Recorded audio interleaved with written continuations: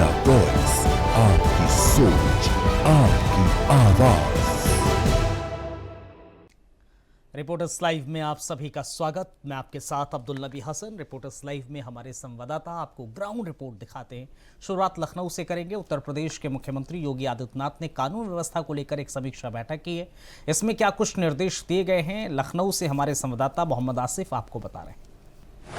CM Yogi Adityanath ने video conferencing के जरिए कानून व्यवस्था की नब्ज टटोली और साथ ही साथ त्योहारों को शांतिपूर्ण ढंग से संपन्न कराने के लिए सीएम योगी आदित्यनाथ ने दिशा निर्देश दिया। साथ ही साथ सीएम ने साफ तौर पर कहा है कि फेक न्यूज और सोशल मीडिया पर पैनी नजर रखी जाए।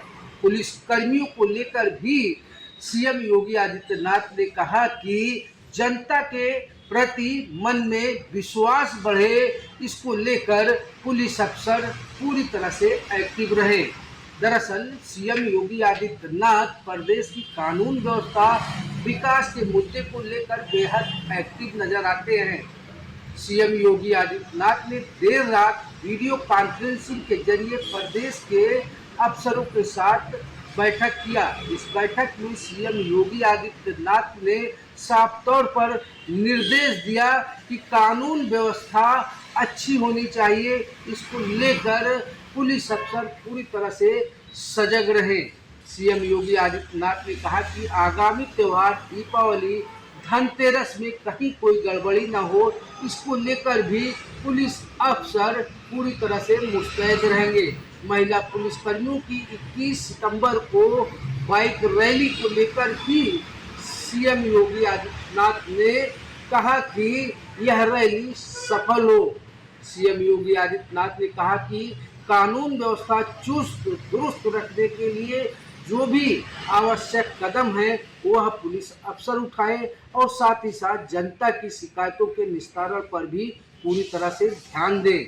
सीएम योगी आदित्यनाथ ने कहा कि जनता के मन में पुलिस के प्रति विश्वास बढ़े, इसको लेकर भी पुलिस अफसर पूरी तरह से ध्यान रखें। सीएम योगी आदित्यनाथ ने वीडियो कॉन्फ्रेंसिंग के जरिए डीजीपी राजीव कृष्ण, प्रमुख सचिव समेत प्रदेश के एसपी और डीएम को कानून व्यवस्था चुस्त दुरुस्त रखने की बात कही। सहयोगी आलोक शर्मा के साथ आसिफ बेग, इंडिया वॉइस, लखनऊ। उत्तराखंड में अब राजनेताओं और अधिकारियों के बीच जुबानी जंग शुरू हो गई है। पूरी खबर पर ज्यादा जानकारी दे रहे हैं देहरादून से हमारे संवाददाता अभय कैंतुरा। आपदा के इस दौर में अब नेताओं ने अधिकारियों पर आरोप लगाने शुरू कर दिए हैं। पहले कैबिनेट मंत्री गणेश जोशी का देहरादून के जिलाधिकारी के साथ विवाद होता हुआ नजर आया। उनकी जो बोलचाल थी वो सीधे तौर पर अधिकारी के कार्यशैली पर सवाल खड़े कर रही थी। और अब ये कह सकते हैं कि कांग्रेस के जो वरिष्ठ विधायक हरीश धामी, उन्होंने पिथौरागढ़ के जिलाधिकारी को लेकर मामला यहाँ पर उठाया है। पिथौरागढ़ के जिलाधिकारी को लेकर सीधे तौर पर ये कह सकते हैं कि कांग्रेस के विधायक ने कहा कि विशेषाधिकार हनन उनका हुआ, उनके जो प्रोटोकॉल है उस प्रोटोकॉल्स का पालन यहाँ तक नहीं किया गया। आपदा की घड़ी में जब जनता को सबसे ज़्यादा आवश्यकता होती है कि सरकार की तरफ से दी जा रही सुविधाओं का, राहत बचाव के कामों में उसको मदद यहाँ पर मिल सके, तो अधिकारी अपना फ़ोन स्विच ऑफ करके बैठ जाते हैं, बात तक नहीं करते हैं, जनप्रतिनिधियों के सवालों का जवाब तक नहीं देते हैं। ऐसे में समझा जा सकता है कि विशेषाधिकार हनन के बाद अब सीधे तौर पर नई सियासत प्रदेश में शुरू हो गई कि आखिर अधिकारियों की इस कार्यशैली पर जो नेताओं के विपरीत है या सरकार की छवि के विपरीत यहाँ पर हो रही है, उस पर कब लगाम लगेगी, कब वो सुधरती हुई नजर आएगी। जबकि कई बार अधिकारियों की कार्यशैली बदलने को लेकर सवाल खड़े हो चुके हैं, कई बार इन सब चीज़ों को लेकर बात होती हुई नजर आ चुकी है, लेकिन जब आप पर जो सवाल है उसका असर कम होता हुआ दिखाई दे रहा है। India vice. समाजवादी पार्टी के कार्यालय में अखिलेश यादव ने एक प्रेस कॉन्फ्रेंस की। इस दौरान क्या कुछ कहा है बता रहे हैं हमारे संवाददाता मोहम्मद आसिफ। प्रमुख अखिलेश यादव आज जंगली जानवरों के हमले को लेकर बीजेपी सरकार पर जमकर भड़के। कहा कि सरकार हिंसक जानवरों को काबू नहीं कर पा रही है और जो लोग इससे हाथाहाथ हो रहे हैं उनकी भी मदद नहीं कर रही है। सपा प्रमुख अखिलेश यादव ने हिंसक जानवर के हमले में घायल होने के एक परिवार को आर्थिक सहायता भी सौंपी। सपा प्रमुख अखिलेश यादव ने कहा कि बीजेपी हर सेक्टर में फेल है। बीजेपी की अब विदाई का समय आ चुका है। दरअसल आज सपा प्रमुख अखिलेश यादव ने समाजवादी पार्टी मुख्यालय पर एक अहम प्रेस कॉन्फ्रेंस किया। हिंसक वन्य जीवों के हमले में घायल और मृतक लोगों का डाटा पेश करते हुए सपा प्रमुख अखिलेश यादव ने कहा कि सरकार इन जानवरों पर कोई पाबंदी नहीं लगा पा रही है। लगातार वन की कटान होने की वजह से जंगली जानवर रिहायशी इलाकों में विचरण कर रहे हैं, रिहायशी इलाकों की तरफ रुख कर रहे हैं। इससे मानव जीवन को बड़ा खतरा भी हो चुका है।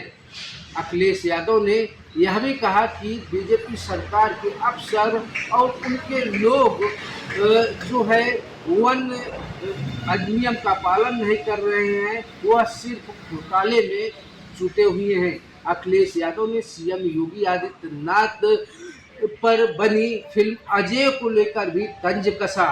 कहा कि उसमें से कुछ ऐसे सीन कट गए होंगे जिन्हें जनता देखती तो खुद समझ में आ जाता।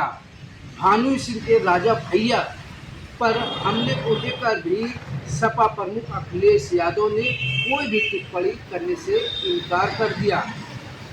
सपा प्रमुख अखिलेश यादव ने कहा कि जो भी नौकरियां दी जा रही हैं उसमें पीडीए के लोगों का हक मारा जा रहा है। पीडीए के लोग सताए जा रहे हैं, अस्पतालों में बेहतर उपचार नहीं किया जा रहा है। अखिलेश यादव ने नौकरी को लेकर भी बड़ा बयान दिया। कहा कि बीजेपी सरकार के मैनिफेस्टो में लोगों को नौकरी देना नहीं बल्कि बेरोजगार बढ़ाना है। सपा प्रमुख अखिलेश यादव ने डिप्टी सीएम ब्रजेश पाठक और केशव प्रसाद मौर्य पर भी हमला किया। सहयोगी आलोक के साथ आसिफ बेग, इंडिया वॉइस लखनऊ।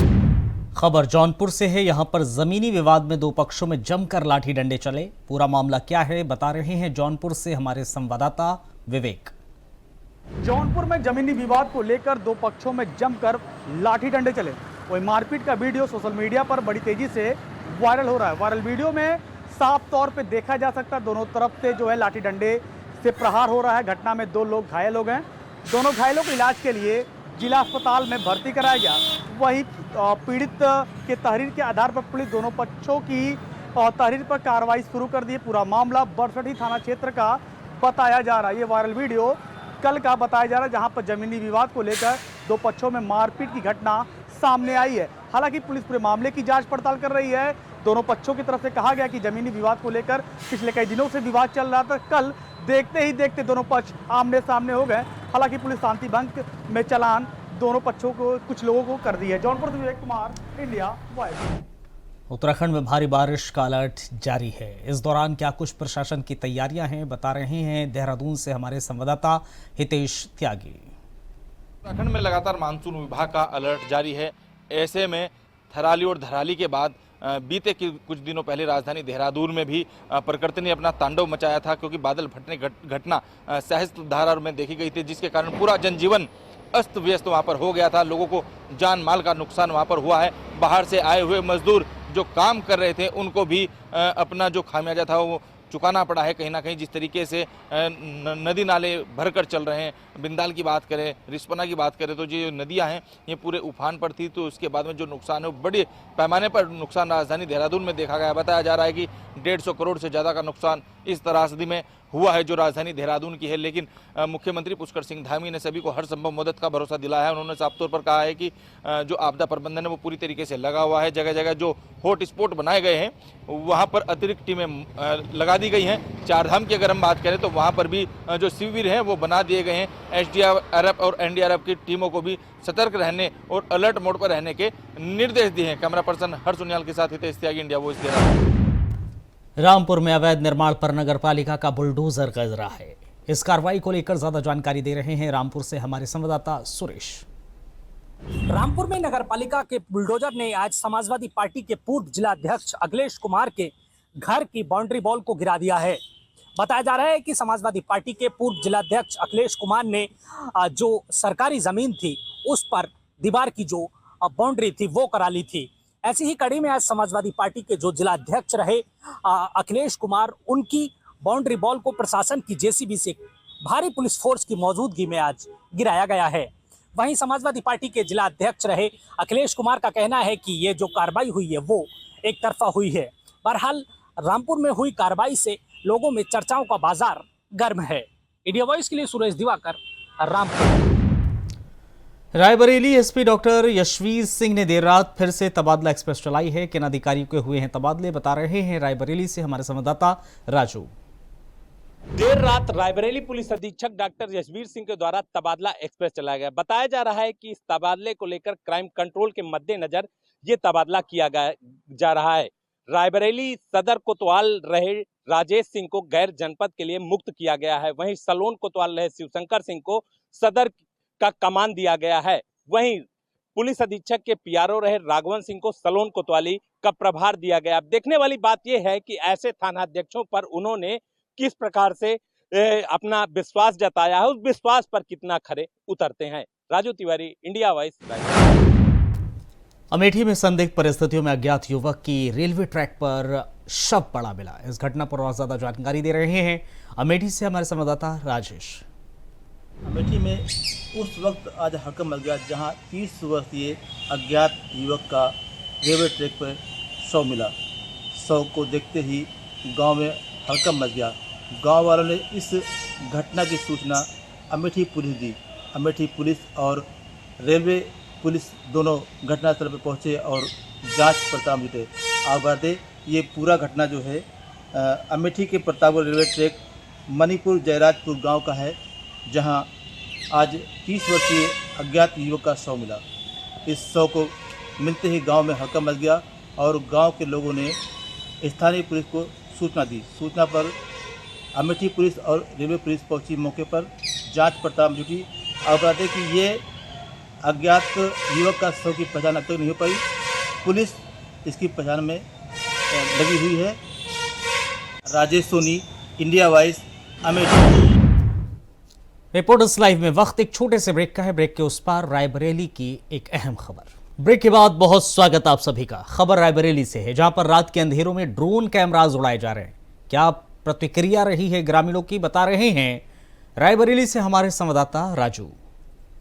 रात के अंधेरे में ड्रोन उड़ने से ग्रामीणों में काफी भय का माहौल देखने को मिल रहा है। बता दें, बीती रात का मामला है जब नसीराबाद थाना क्षेत्र के डूड़ी मजरे बरगदही गांव में एक व्यक्ति को संदिग्ध पाया गया और ग्रामीणों का साफ तौर से आरोप है कि इस व्यक्ति के द्वारा गांव में ड्रोन उड़ाया जा रहा था और इसको रंगे हाथ पकड़ा गया। तस्वीरों में साफ देखा जा सकता है कि ग्रामीणों के द्वारा संदिग्ध युवक को खंभे में रस्सी से बांधकर उसको तालिबानी सजा दी जा रही है। हालांकि घटना की सूचना मिलते ही घटनास्थल पर पहुंची पुलिस ने युवक को ग्रामीणों के कब्जे से छुड़वाकर थाने ले गई और पूछताछ के लिए कर रही है। हालांकि इस पूरे मामले में अभी किसी प्रकार का आधिकारिक बयान नहीं आया है, लेकिन अगर ग्रामीणों की माने तो ग्रामीणों का साफ तौर से कहना है कि कई दिनों से लगातार गांव में ड्रोन उड़ रहा था और जिसको लेकर ग्रामीणों के द्वारा हाथ में लाठी डंडे लेकर पूरी रात जागकर ऐसे लोगों को चिन्हित करने का काम किया जा रहा था और वही संदिग्ध व्यक्ति मिलने के बाद उसकी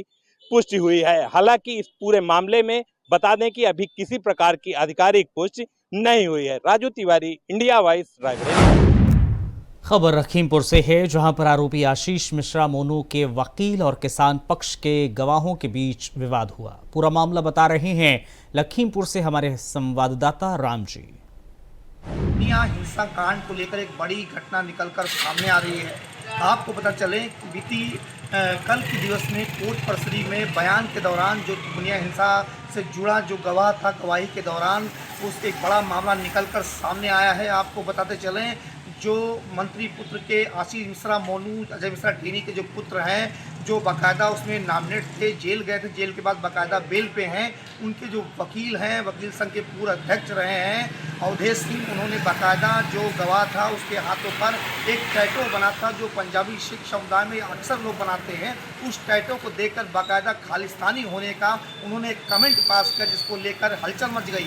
हलचल को देखते हुए जो किसान पक्ष के लोग थे बाकायदा एसपी ऑफिस पहुंचकर बाकायदा एक लिखा पढ़ी में एप्लीकेशन दी है। वहीं सदर गुरुद्वारे में एक सभा का आयोजन किया गया, उसमें बाकायदा एक मांग रखी गई है कि अगर इनके खिलाफ कोई कानूनी कार्रवाई नहीं की जाती है तो एक बड़ा आंदोलन का रूप ले सकता है। लखीमपुर खीरी से इंडिया वॉइस से राम जी से। चंदौली के चकिया और थाना शाहबगंज पुलिस की संयुक्त टीम ने 10 मोटरसाइकिल्स अवैध रूप से बरामद की हैं। इस कार्रवाई पर विस्तार से जानकारी दे रहे हैं चंदौली से हमारे संवाददाता पवन। थाना चकिया और साहबगंज पुलिस ने चोरों के एक शातिर गैंग का पर्दाफाश किया है। बता दें कि चोरों के पास से 10 चोरी के मोटरसाइकिल भी बरामद की गई है। ये चोर चंदौली और राजस्थान में चोरी की घटना को अंजाम देते थे। वहीं आज मुखबिर की सूचना पर थाना साहबगंज और चकिया की संयुक्त टीम ने सिकंदरपुर तिराहे के पास से इन्हें गिरफ्तार कर जेल भेज दिया है। वहीं गिरफ्तार अभियुक्त थाना बबरी के और चकिया के निवासी बताए जा रहे हैं। बता दें कि पुलिस की इस कार्रवाई में जो टीमें लगी थी उनको पुलिस अधीक्षक ने 20,000 रुपए का इनाम भी घोषित किया है। वहीं अभियुक्तों को पुलिस ने गिरफ्तार कर अग्रिम विधिक कार्रवाई में जुटी हुई है। चंदौली से इंडिया वॉइस के लिए पवन पांडे। सिद्धार्थनगर में यूरिया खाद की तस्करी रोकने में सुरक्षा एजेंसीज नाकाम है। इस खबर पर विस्तार से जानकारी दे रहे हैं सिद्धार्थनगर से हमारे संवाददाता राकेश। सिद्धार्थनगर जिले के बजहा बॉर्डर पर खाद की तस्करी जोरों पे। आपको बता दूं कि बग्गी से लाद कर नेपाल ले जाया जा रहा, जो कि यहाँ 300 रुपये में तो वहाँ 700 रुपये में बिकता है। इसको लेके तस्करी जोरों पे चल रही। वहीं किसान खाद को लेके लाइनों में लाठी डंडे खा रहा, लेकिन किसान को खाद नहीं मिल पा रही। अब देखने की बात यह है कि किस तरह से बग्गियों पे लाद कर नेपाल में जा रहा है खाद भारी मात्रा में। ये मामला बजहा का है, जो कि बजहा चौकी से सटे नेपाल बॉर्डर लगभग 50 मीटर की दूरी पे है, जहां इस तरह से बग्गियों पे लाद कर तस्करी हो रही है खाद की। और किसान लाठी डंडे खा रहा है लाइनों में लगकर, लेकिन किसानों को खाद नहीं मिल पा रही है। आखिर ये खाद क्यों जा रहा है नेपाल में इतनी भारी मात्रा में, जो कि अच्छे दाम में ये बिकता है, लेकिन अब भारतीय खाद नेपाल में बिक रहा है। ये तो जांच का विषय है। जो सुरक्षा एजेंसियां हैं उनके ऊपर सवालिया निशान खड़े करते हैं कि ये जांच सुरक्षा एजेंसियां जो काम कर रही है, तो कैसे आखिर नेपाल ये खाद पहुंच रहे हैं और किसान लाठी डंडे खा रहा। सिद्धार्थनगर से राकेश यादव। जालौन में पुलिस ने 2 भाइयों के साथ बेरहमी से मारपीट की है। पूरा मामला बता रहे हैं जालौन से हमारे संवाददाता विष्णु।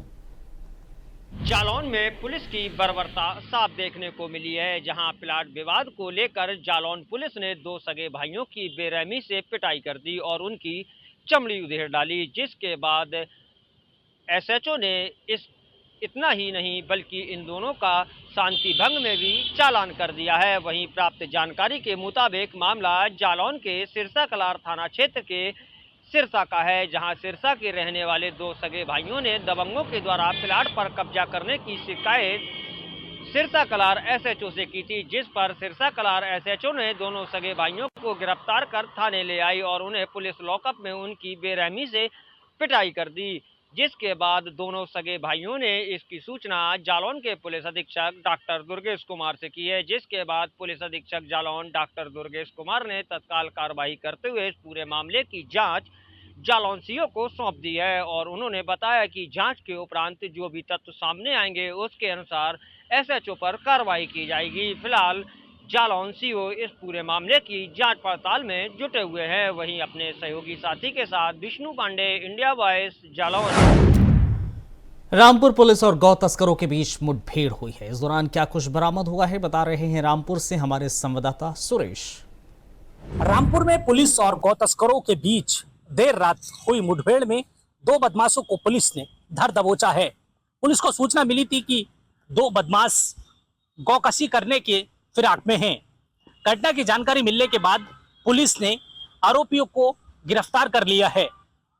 वहीं जवाबी कार्रवाई में दोनों बदमाशों के पैर में पुलिस की गोली लगी। पुलिस की गोली लगने से दोनों बदमाश घायल हो गए। घायल अस्पताल में भर्ती कराया गया है। फिलहाल दोनों का उपचार चल रहा है और पुलिस आगे की कार्रवाई करने में जुटी है। देर रात रामपुर के कैमरी थाना क्षेत्र में दोनों बदमाशों और पुलिस के बीच जो पुलिस की गोली थी वो जमकर बोली। इंडिया वॉइस के लिए सुरेश दिवाकर, रामपुर। रिपोर्टर्स लाइव में फिलहाल आज के लिए बस इतना ही। इजाजत दीजिए, नमस्कार।